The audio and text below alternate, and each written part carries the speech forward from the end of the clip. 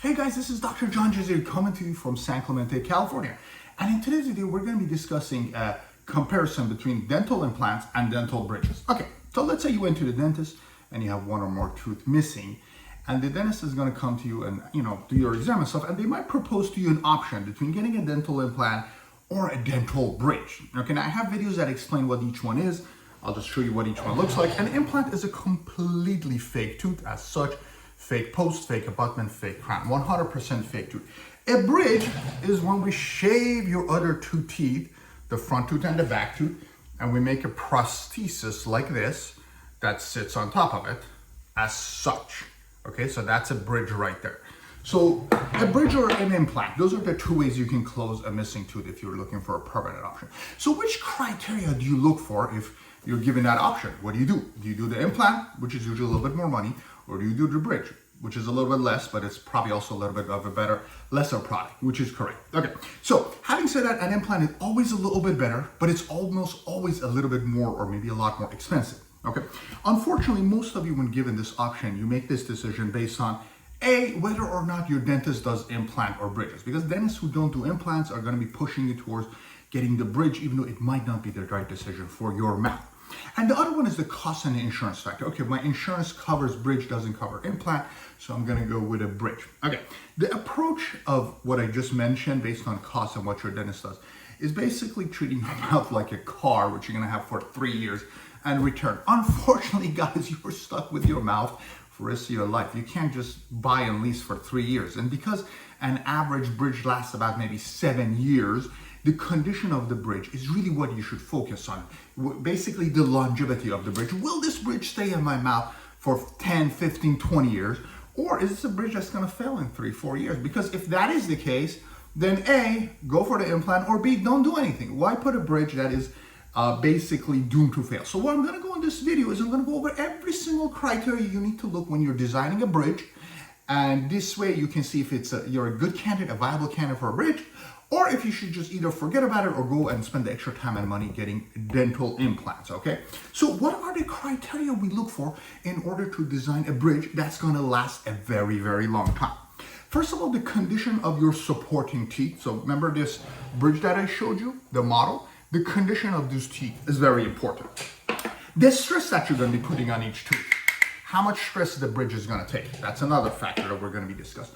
The curvature of the bridge. Okay, this bridge is a pretty straight line bridge, but you can have a bridge that spans in the canines, which has a curve. We can discuss why that's not a good thing. The angle of the teeth. So these are the teeth that are supporting the bridge. Okay, we're going to discuss if the teeth have moved, how that impacts the bridge. And finally, I'm going to go over age and health, which you might think, what does my age and health have to do with the bridge? It has a lot to do with it. So I'm going to go over how I look into age and health of the patient when I make a decision if I want to go with a bridge or with a dental implant. And again, you should be your own advocate, okay? Dentists don't have time. They don't pay attention a lot of times. We're just too busy. You need to make sure if you're going to go for a bridge or an implant, that it is a bridge that's going to last. And if you listen to this video, I'm going to go over every little detail you need to know to make the very informed decision to get a bridge that's going to outlive you and just stay in your mouth for the rest of your life. Okay, guys, so let's go ahead and get our video started. It's a technical video. We got a lot of things to start, but before I start our discussion of a bridge versus an implant, I want to bring the attention of those of you who are looking for a dentist but haven't been so lucky or aren't happy and looking to change your dentist to go check out the website even28.com. That's EVEN, the number 2, the number 8.com, like the 28 teeth in your mouth. Even28 is a dentist search engine. You can browse through profiles of dentists, learn more about them, read the reviews, etc., etc. And when you find the dentist that you like, you can schedule your appointment all conveniently online, all for free from the website Even28, the dentist search engine. So guys, good luck finding a fantastic dentist, and let's find out if you need to do a bridge or a dental implant.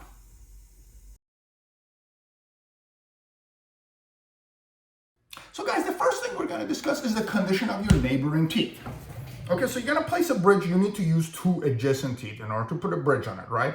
In this particular case, we use this tooth and this tooth, we shaved them down, and we created a bridge that sits on top of it, okay? A 3-unit bridge, you can have a 4-unit bridge if you had 1 extra tooth.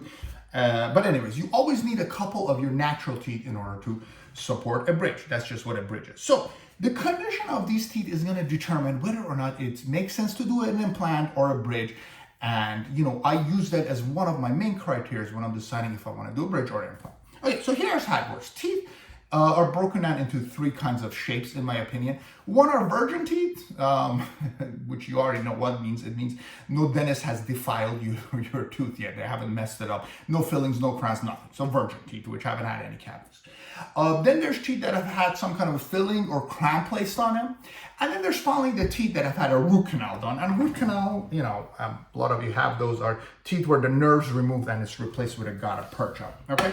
So based on the condition of the tooth that are going to be supporting the bridge, you need to really consider those when you're deciding to do a bridge. Okay, let's start with the virgin teeth. Let's say you have two virgin teeth here, right? These teeth have never had any work done and you lose a tooth in between. Is it worth doing a bridge? Well, in order to do a bridge, we have to shave these teeth to a little nub. About 50% of the tooth structure needs to be removed. So is that something you want to do to a tooth that's a virgin tooth, especially if they're both are? I don't know about you. I personally wouldn't want to do it to my mouth. So if I have teeth that I've never had worked on and I lose a tooth, then yeah, I'm going to try to go and find a way to get an implant, whatever it takes. If I have to spend more money or find another dentist, that's what I'm going to do, because I don't want you shaving my perfectly beautiful, never touched upon teeth. Because whenever you put a bridge or anything on the teeth, you can get cavities. And if you get a cavity under the bridge, guys, you can't put a filling underneath it. The minute you get a cavity and decay under the bridge, you have to take the bridge out and make a brand new bridge. Why? Because this bridge can only be repaired in an oven, and I can't put you in an oven. I can't take it out of your mouth and put it in an oven, so I gotta have to cut it out and make a new bridge. Bridges cannot be repaired. So if your bridge is failing and you have cavities, it's tough luck and it sucks. So in order to avoid that, what you want to do is, you really want to think twice about putting a bridge on teeth that are virgin teeth. Okay, so that's the first category. The next category are teeth that have had some kind of a filling or crown up. Now, those are teeth that are good candidates, in my opinion, for a bridge. Because if you already have fillings and crowns and whatnot, you have some silver fillings that are breaking, some crowns on those teeth, well, doing a bridge is not that big a deal. Because all you got to do is take out the filling, take out the crown, shave them a little bit more, and you can actually make yourself a bridge, and you can save yourself doing a surgery and a whole bunch of headaches. So doing a bridge on teeth that have had some work done is actually something that I'm in favor of, and I would consider doing it if all the other criteria are met. Okay, so teeth with fillings and crowns are good candidates. The last category are teeth that have had root canals on them. Okay, so when you do a root canal, you remove the nerve and you fill the tooth. Great, pain is gone, wonderful. But what happens is using root canals as a attachment point for a bridge is usually not a good idea. Why? Because what happens is when the tooth's had a root canal, not only is the nerve gone, right, but also the capillaries, the blood flow to the tooth is reduced. There's no more blood going to the tooth. So these teeth tend to get brittle and dry and very easy to fracture over time. So using a tooth like this to make a bridge, you're basically putting an added stress by making this into a bridge. So using root canal teeth for bridges is usually frowned upon, especially if it's a smaller tooth, like tooth number 7, 10, 4, 5, 12, 13. These are really weak teeth with very fragile roots, and using them as an anchor point for a bridge, in my opinion, is usually not a good idea. Usually bridges like this fail in less than 5 years, and now you need one more implant. So if you needed one to begin with, you need two. If you needed two to begin with, you need 3 or 4. So you want to try to stay away from using root canal teeth as much as possible. And if your teeth next to the gap have a root canal, you really want to consider putting an implant in that gap as opposed to a bridge, because the chances of failure is really, really high, in my opinion. So guys, the first criteria to take into consideration when doing a bridge is, what is the condition of the teeth next to it? Is it worth doing a bridge, or should I really go and do an implant?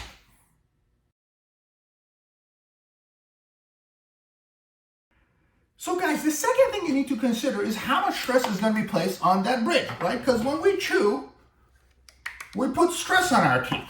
And here's what happens when you get a bridge.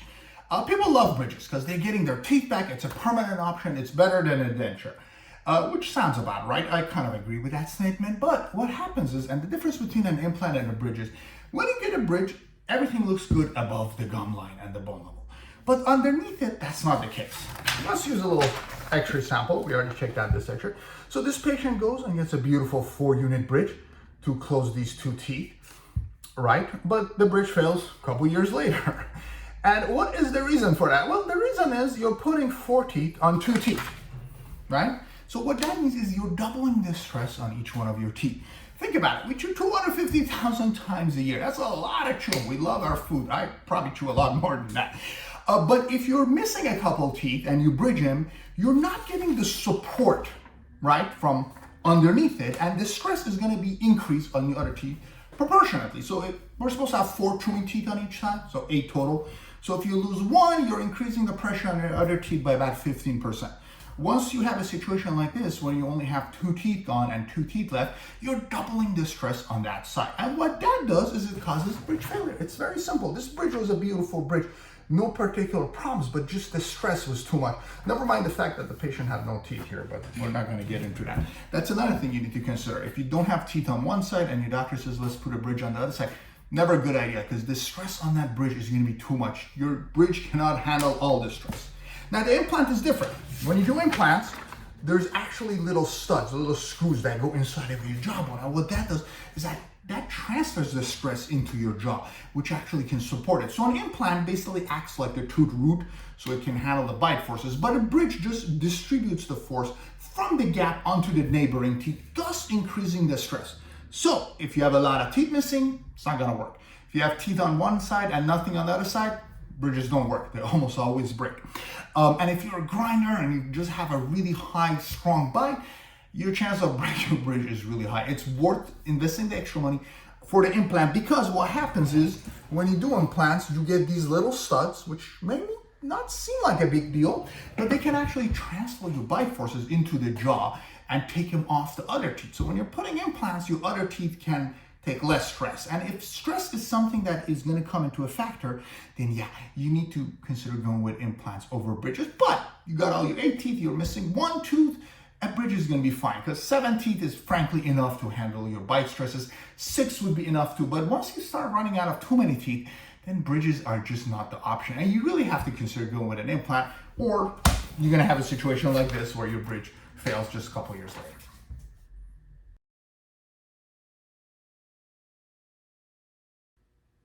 Guys, another factor to take into consideration is the curvature of the bridge. This one's a pretty easy one, so I'm going to breeze right through it.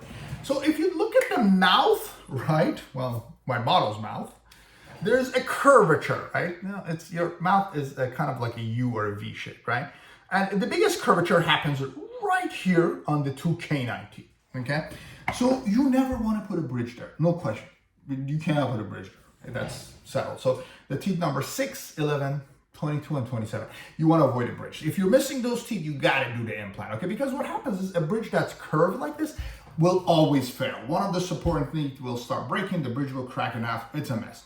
So you never want to do a bridge that has a curve, okay? Bridges that are straight line like this are okay. So if you're missing like a front tooth or a back tooth, that's okay. But if you're missing one of your canine teeth, you always want to avoid placing a bridge on it, because it will fail. And the reason for that is because of the stress. You have to put stress breakers if there's a curvature, which nobody puts stress breakers.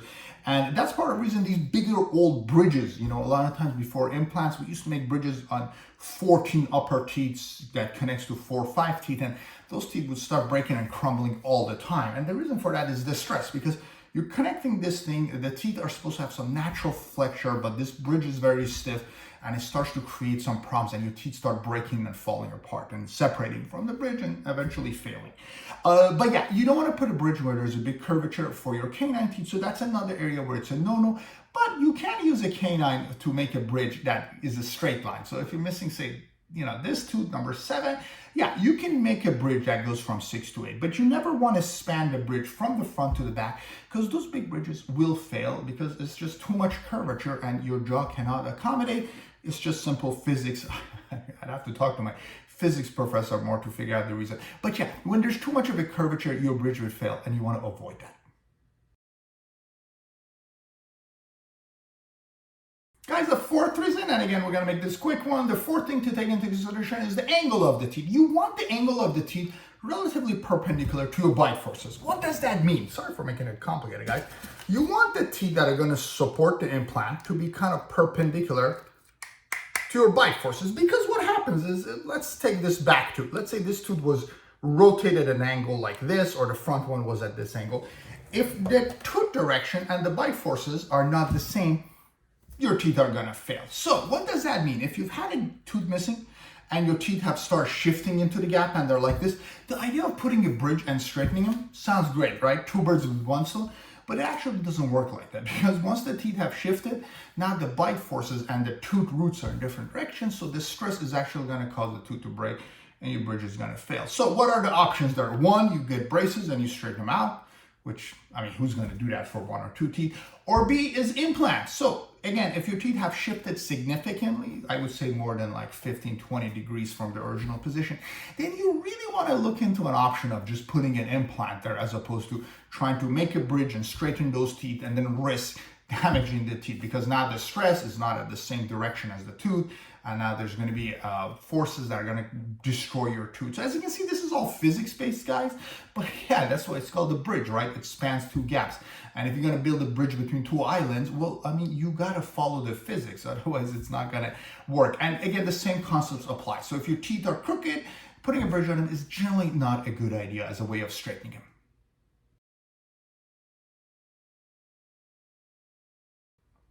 Okay, the fifth thing we're going to get into is the age and health. Now, this might not seem like it's as related to whether, I mean, who cares what your age and health is? It actually has a little bit to do with it. So let's start with health. If you are not healthy enough to handle surgeries, then implants may not take. So that's a reason to actually go with a bridge over an implant. What does that mean? If you have some kind of a chronic illness that's affecting your health significantly, and maybe an uncontrolled diabetes that's putting into ketoacidosis, or something to that effect, we're doing surgeries too much. The main reason I've noticed in my practice is cancer treatment. If you're going through chemo or radiation and it's affecting your jawbone, you know, putting your body through the stress of getting an implant may not be the wisest idea. Plus, those medications and radiation, especially if it's in this region, it can actually affect your bone health, and it can cause a lot of complications where implants don't take, and you end up with dry sockets and your jawbone has problems. So if you're not healthy enough to handle a whole bunch of surgery in your mouth, just go with a bridge. Why bother, doing the implant, This way you can get your teeth back and you can get your health back later, and you're not going through so much stress. Because I have had some bad experiences with patients who are going through active cancer treatment, and it just makes it really hard to do these implants. And those are situations where I actually almost favor the bridge if, of course, all the other criteria are met, and I feel my bridge is going to last for a long, long time. But yeah, if your body cannot handle surgeries, you might want to think about bridges, as your first option instead of your second option. And then the other one is age. Now, what does that mean? Okay, well, I mean, when you're really, really young, bridges, we say, last 7 or 10 years. So, I mean, if you're 20, 30 years old, will that bridge last you a lifetime? Probably not. I mean, yes, I've seen bridges that have lasted for half a century. Yeah, they placed them on a kid, 7-year-old still has it. But these are people who have really good hygiene, really good health. They take care of themselves, etc., etc. Most bridges that are placed on younger people will need to be replaced when you get older. So the question begs, with all the technology, with all the advancement, with all the prices coming out, why not just go for the implant to begin with as opposed to the bridge, right? But once you get a little bit older, I've had some patients, senior citizen patients, where now they're losing a tooth, they've never had an implant. They asked me about a bridge. And in those cases, I mean, yeah, will my bridge last 20, 30 years? If the patient has shown meticulous hygiene, they're coming to the recall appointments, they're good patients, yeah, a bridge is probably just as good an implant as that case if, all the other criteria are met. The patient has, doesn't have root canals, the teeth are straight, etc., etc. But yeah, I do look at age as a reason to favor one or another. And again, for younger folks, I always favor implants. And then if you're a senior citizen, sometimes a bridge is just the easier way if, you meet all the other criteria. Now, of course, the question becomes, well, wait a second. When you're younger, you don't have any money, so how are you going to afford an implant over a bridge? That's a good question, right? I don't have the answer for that, guys. If you can get the implant, you might want to search, go, look around, do a couple consults. But, you really want to think about putting a bridge if you're super young on your teeth, because I've had patients, I literally had a patient who was 40 years old, starts with a bridge here, the bridge breaks. You go with a bigger bridge, right? Because you lose a tooth. So you go from a 3-unit bridge to a 5-unit bridge, and the next thing you know, after 2-3 failed bridges, you lose all your upper teeth. I mean, this started when he was 20, and by the time he was 40, he had no more teeth left in his mouth. So going on that bridge route can be really risky if you start on it when you're super young. And if you can find a way to do an implant, even if it's more money, it's usually worth it, because implants usually last a lifetime, whereas bridges, you're on borrowed time 10, 15 years. And, if, you get unlucky and it starts failing after 3, 4 years, then you can have yourself a lot of expenses or whatnot. And of course, there is the option of just not putting a tooth there, right? So if you want to just leave it and save up money, do the implant a year or two later, that's also something you can consider. But yeah, you should consider your health and your age when you're making the important decision of dental implant versus a dental bridge.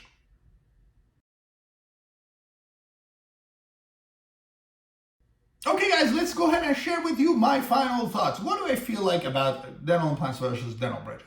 Well, because I do both of them, I usually do dental implants. Okay, I do maybe 100 implants as compared to 1 bridge. So yes, I'm a big proponent of implants because implants is the newer, the better technology. And if you can cut your patients a little bit of a slack, it's usually the better one. But of course, in the real world, that doesn't always work out for everybody because a lot of dentists don't do implants. Implants are just more time consuming, they're more expensive. They take more training. So there are a lot of dentists that don't do implants. Just about every dentist does bridges. So the chances of you going into your dentist and your dentist wants to do a bridge over an implant is extremely high. What you gotta realize, guys, is you need to be your own advocate, okay? A lot of people approach their mouth the way they're approaching buying a car. You lease a car for 3 or 5 years, your car breaks down, okay, you get a new one, right? That's how we're used to doing this, especially in Southern California where we like to just renew our cars. But in the real life, you're stuck with your mouth for the rest of your life. So what is 3 to 5 years? I want my teeth to last what you're known, doc, for the rest of my life. So that's a couple decades. And for something to last a couple decades, you really got to think, is it worth spending a little bit of extra time and money?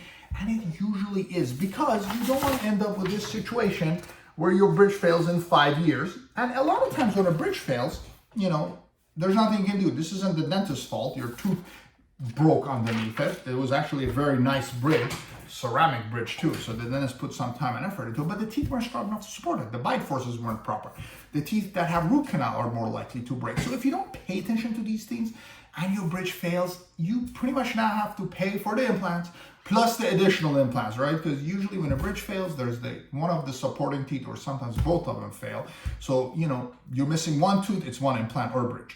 If you make the wrong decision and you lose one of the supporting teeth, now it's 2 implants and a crown, which the cost all of a sudden doubles. If you lose both of the teeth, now you need 3 implants and the cost skyrockets, tens of thousands of dollars. Something that most people cannot afford or don't want to afford. So going with the implant, if it's what you need, is the better option, regardless of the price and the headaches and whatever your insurance covers. Insurance always covers the cheapest. So don't let them make a decision that's gonna affect your health. Go with what's gonna be the best for your mouth. Now, do I do bridges? Yeah, as I mentioned, I do it. If somebody comes, they're a little bit older, they've shown that they do really good with their hygiene. They already have a bunch of fillings and crowns and they're doing really good. The teeth next to the gap already have some fillings and crowns. If they, there's no curvature on the bridge, it's not a canine tooth, you don't have some weak root canal as an anchor. So yeah, if I go through my little check marks, 1, 2, 3, 4, 5, and everything checks out, okay, I'll give you the option to do a bridge. But if I have a reason to not want to do a bridge, then yeah, I'm just going to tell you, no, I don't think you should do a bridge because of A, B, or C, which can make your bridge fail, and then we end up going with the implant. So you guys need to be your own advocate and make sure you do your homework. Unfortunately, dentists are really busy. A lot of dentists don't understand or maybe care about these things, or we're just too busy. I have 2 patients in this room, 2 patients in that room. When I see you, I have 1 minute to decide if I want to put a bridge or an implant in your mouth, right? But you guys have watch my video. You have 30 minutes to learn about when it's better to do a bridge, when it's better to do a dental implant. So use, the skills that I'm giving you to make a right decision.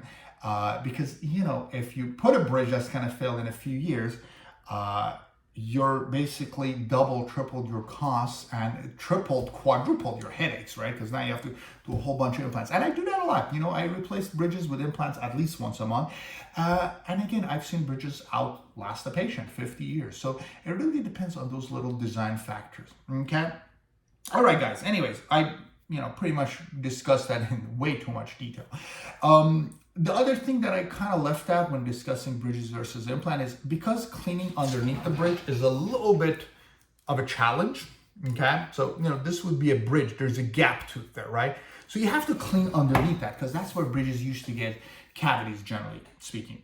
So if you don't have good hygiene, if you don't floss, water pick, you have to use these super flosses or at least see your dentist every 6 months. But if you're the type that's going to get the dental work and disappear for 2-3 years, don't even bother with the bridge. Your bridge is gonna fail. So you need to check all those marks before you decide to go with a bridge. Guys, you can also put your extras in the comments, and I'll tell you if I think, what prognosis I want to give to your bridge versus an implant. But yeah, anyways, that is pretty much it for today, guys. I hope you enjoyed my video. And if you want to learn more about bridges and implants, I have other videos. Just go ahead and check those out. I have a video where I show how I convert a failing bridge to a bunch of implants. Check that out. That's a live surgery videos. It's a pretty cool video because you can actually see us do surgeries to take a bridge out and put in 3 implants in its place. And that's something you'd want to happen to you. And if you listen to my video, that shouldn't happen to you. So guys, I'll see you guys next time.